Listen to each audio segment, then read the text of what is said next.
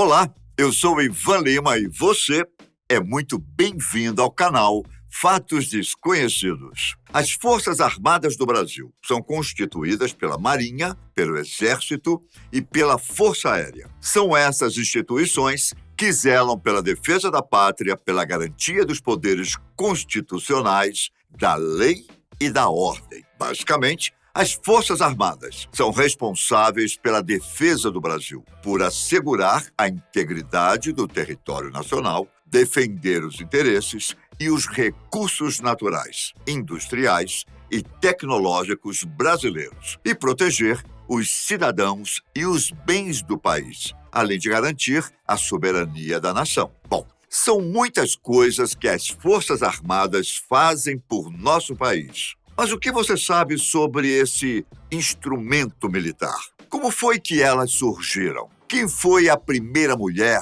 a entrar para o Exército? Qual foi a última guerra que as Forças Armadas participaram? Hoje, caro amigo, eu irei contar alguns fatos insanos que você nunca soube sobre as Forças Armadas do Brasil. E por que não começarmos falando da origem das três forças que compõem as Forças Armadas? No caso do Exército, sua origem remonta junto com o surgimento do Estado brasileiro, ou seja, com a independência do Brasil. Em teoria, consideramos que quando o Brasil se tornou independente, de forma automática, nós já tínhamos um exército. Porém, muito antes disso, já haviam brasileiros se organizando para a guerra, principalmente durante a colonização do Brasil. Muita gente considera o dia 19 de abril de 1648 como a data em que, simbolicamente, nasceu o Exército, que foi quando, na Batalha dos Guararapes, indígenas brasileiros,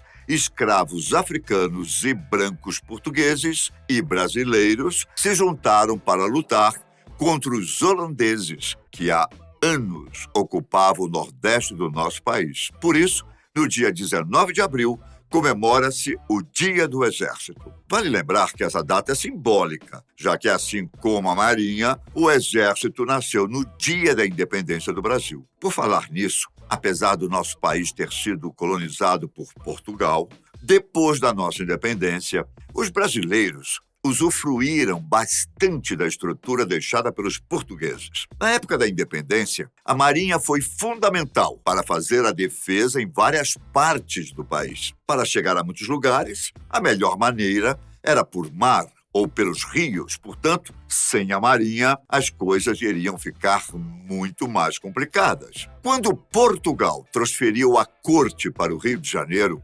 boa parte do pessoal e da infraestrutura da Marinha Portuguesa também foi transferida para cá. Após a independência, todos os trabalhadores e a estrutura da Marinha Portuguesa foram aproveitados para formar a Marinha do Brasil. Pouco tempo depois da independência, também foi criado o Ministério da Marinha, que era composto tanto por brasileiros quanto por experientes marinheiros de Portugal e da Inglaterra. E a Força Aérea Brasileira também surgiu no ano da independência do Brasil? Obviamente não, pois nessa época os aviões nem existiam ainda. A FAB, sigla para Força Aérea Brasileira, surgiu em 1908, quando usava-se balões de reconhecimento. Foi só em 1910, quando começaram a surgir os aviões militares, que a Força Aérea ganhou força. Nessa época, os pilotos brasileiros tinham que tirar o brevet, que é a permissão para pilotar aviões na França, pois aqui ainda não existia qualquer infraestrutura para organizar e registrar os primeiros aviadores. Em 1911, surgiu o Aeroclube Brasileiro, que era frequentado por civis e militares. Foi apenas em 1941, durante a Segunda Guerra Mundial, que as coisas começaram a ficar sérias.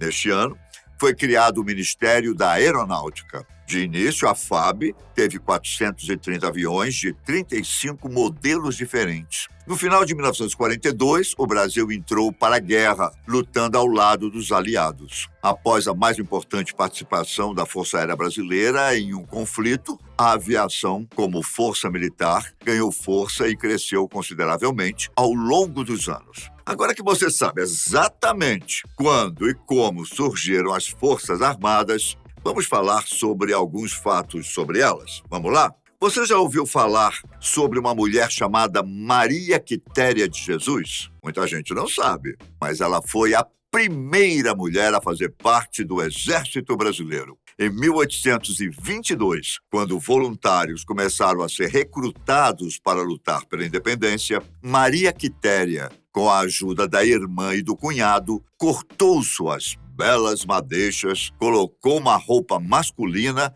e se apresentou ao exército. Ela se juntou ao batalhão Voluntários do Príncipe Dom Pedro, se passando por soldado Medeiros. Sim, ela se passou por homem para fazer parte do exército. Certa vez, o pai de Maria Quitéria procurou o batalhão e contou que o soldado Medeiros era, na verdade, uma mulher. Mas a essa altura já era tarde demais. O soldado Medeiros já tinha o respeito do exército e os superiores não permitiram que ela fosse desligada. A coragem de Maria Quitéria inspirou outras mulheres que formaram um grupo que foi liderado por ela. Após muitas batalhas vitoriosas, Maria Quitéria foi promovida e reconhecida como uma das heroínas da independência. E foi assim que a primeira mulher entrou para o Exército. Como eu disse anteriormente, parte das Forças Armadas Brasileiras reforçaram as tropas dos aliados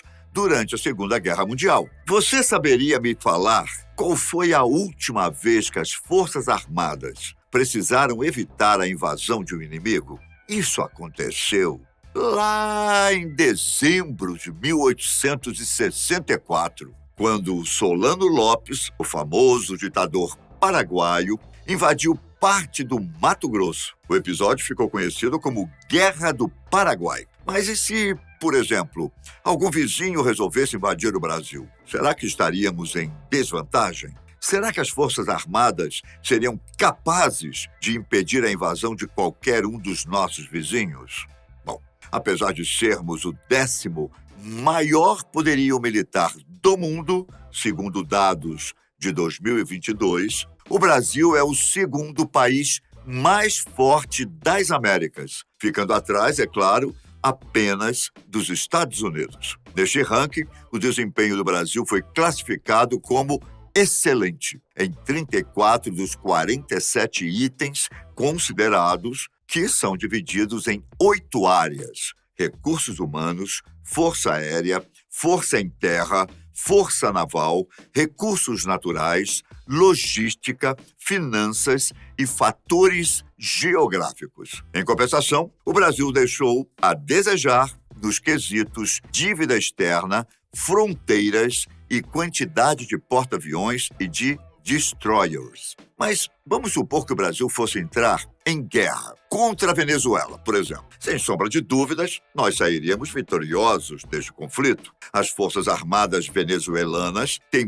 muito menos equipamentos e soldados que o Brasil. Na verdade, temos cerca de 3 vezes mais militares na ativa e o dobro de aviões. Apesar de sermos mais fortes em números, a Venezuela tem equipamentos melhores que foram fornecidos pelos russos. Também temos que levar em consideração que o arsenal venezuelano foi atingido pela crise. Por motivos óbvios, o Brasil está longe de ser comparado com as grandes potências mundiais. Para você ter uma ideia, em comparação com os Estados Unidos, dados de 2019 mostraram que os norte-americanos têm 19 vezes mais aviões, 15 vezes mais tanques e 3,7 vezes mais embarcações de guerra. Porém, uma coisa é fato: apesar de não sermos uma potência militar mundial, somos uma potência militar regional. Em comparação com os outros países da América do Sul, temos mais homens, mais lançadores de foguetes,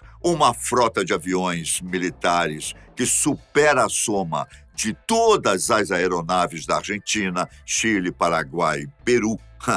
Então, se algum vizinho resolver invadir o Brasil, certamente esse país irá perder a guerra. Por fim, temos um fato que muita gente tem curiosidade em saber: quanto ganha o militar? No ano de 2019, foi feita uma reestruturação de carreiras, que resultou em mudanças nos soldos de algumas patentes e ampliação de gratificações. Para quem não sabe, o termo soldo é a remuneração básica que um militar recebe, ou seja, o salário militar será sempre maior ou igual ao valor do soldo. Mas vale lembrar que o soldo é relativo ao posto e graduação de cada militar. Segundo os dados de 2019, os salários podem variar entre 956 a mais de 14 mil reais. Por exemplo, um cabo e um recruta, seja ele marinheiro, soldado ou soldado de segunda classe, ganha R$ 956 reais. Um terceiro sargento recebe R$ 3.825 reais. Um segundo sargento ganha R$ 4.770 reais. E a pessoa que ocupa o cargo de primeiro sargento ganha R$ 5.483 reais. Já nos cargos mais altos, como almirante e marechal, esses ganham pouco mais de R$ 14 mil reais. Além do soldo, os militares também contam com alguns adicionais e gratificações. Entre os adicionais estão o adicional militar, adicional de habilitação, de disponibilidade militar, de compensação orgânica e adicional de permanência. Quanto à gratificação, existem dois tipos: a gratificação de localidade especial e a gratificação de representação. Todos esses fatores podem aumentar um pouco mais os salários dos militares. Se você deseja seguir a carreira militar, os salários são animadores. Porém, você terá que se dedicar bastante para chegar às patentes mais altas. Esses foram alguns fatos sobre as Forças Armadas Brasileiras. Eu fico por aqui, mas nos vemos em breve no canal da Fatos Desconhecidos. Fiquem com Deus, um grande abraço. Tchau!